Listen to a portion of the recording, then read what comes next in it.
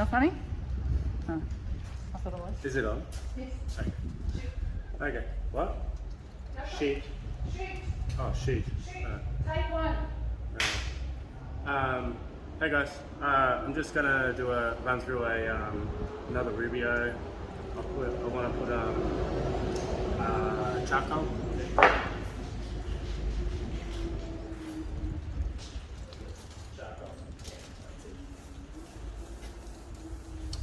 Gonna run through about applying charcoal Rubio, and we've got a big wooden Jenga that we're gonna put every colour that we've got. How many colours we got? 40, 41, 42, 43, I think. 43. So we've got a big Jenga piece that we're gonna do.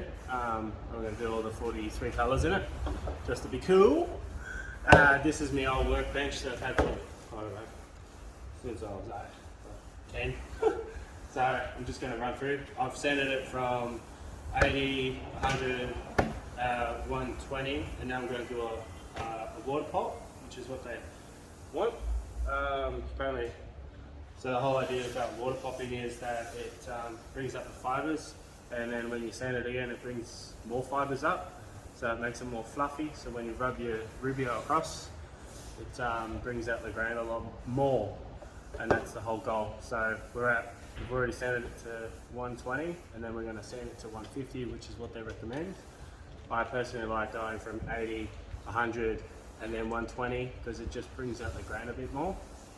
And I think this one, I think my workbench had linseed oil in it, so that's going to be pretty much non-existent now. And I didn't like the feel of it because it felt sticky and it kept bowing, so hopefully I'm preventing the bow in it. So we'll start off with this Jenga piece. So all it is you just get a spray bottle of water, damp it down a little bit on all sides because that's where all the Rubio is getting applied and that's where it's being sanded to. So basically just like that, nice and damp, but you don't want to saturate it.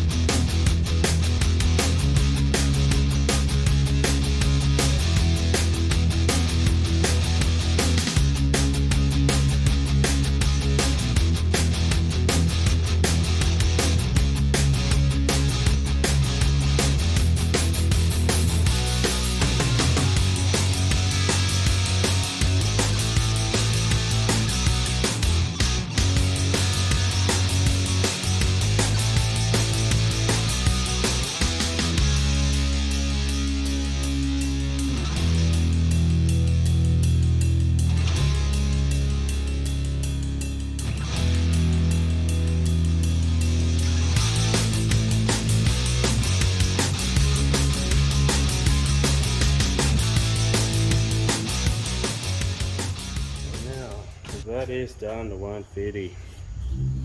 Beautiful. Ta-da! It magically appeared. Look at that. So this is what we do now. So this is the next step. Is a cleaner. So you basically grab a rag, put it on there. So you don't want to put too much because it's going to take longer to dry, but all you want to do is basically just coat it, clean it up, make sure you're getting all the dust all off, just like that. So we'll clean this area up first. So you're basically just doing another cleaning process again. So all you want to do is basically get everywhere that you can see, focus on the cracks, the nooks and crannies of your piece, if you've got that.